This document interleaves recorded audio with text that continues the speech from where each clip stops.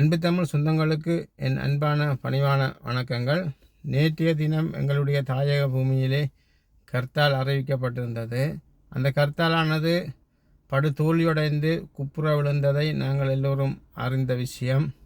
இந்த கர்த்தால் ஊடாக அரசாங்கம் பாதிக்கப்படுமா என்றால் அது எந்த ஒரு துளிக்கை கூடி பாதிக்கப்படாது. ஏனென்றால் கர்த்தால் அந்த கடையடைப்பின் ஊடாக மக்களும் வியாபாரிகளும் தான் பாதிக்கப்படுவார்கள் தவிர அரசு ஒரு நாளும் பாதிக்கப்படாது. அரசு முடக்கமடையாது. அப்போ நாங்கள் அரசிடமிருந்து ஏதாவது நீதியை வேண்டி போராட வேண்டுமாயிருந்தால் அரசை முடக்கும் போராட்டங்களை முன்னெடுக்க வேண்டும். இது கடையடைப்பை அறிவித்தவர்கள் நோகாமல் வீட்டிலே இருந்து விடுவார்கள். அதனால் பாதிக்கப்படுவது முழுக்க ஏழை மக்கள் மட்டும்தான். அப்போ இவ்வளவு காலமும் இந்த அரசியல் கட்சிகளும் இந்த அரசியல் தலைவர்களும் ஒரு விஷயத்தை சொல்லி கொண்டு இருந்தார்கள், மக்கள் தங்களுக்கு ஆணை தந்திருக்கிறார்கள் என்று.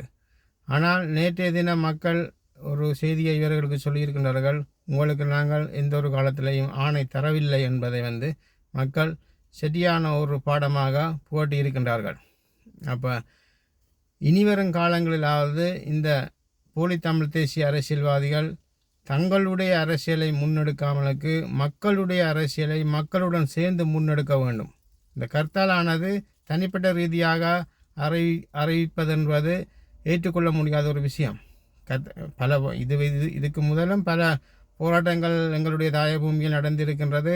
அது ஒருங்கிணைந்த போராட்டங்களாகத்தான் பெருமக்கள் கூட்டத்துடன் நடந்திருக்கின்றது.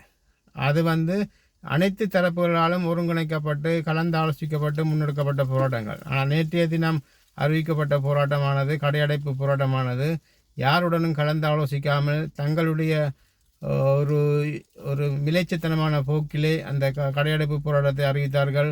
அதை மக்கள் ஏற்றுக்கொள்ளவில்லை. அதை தோல்வியடைய பண்ணி குப்புற வீழ்த்தினார்கள். நன்றி, வணக்கம்.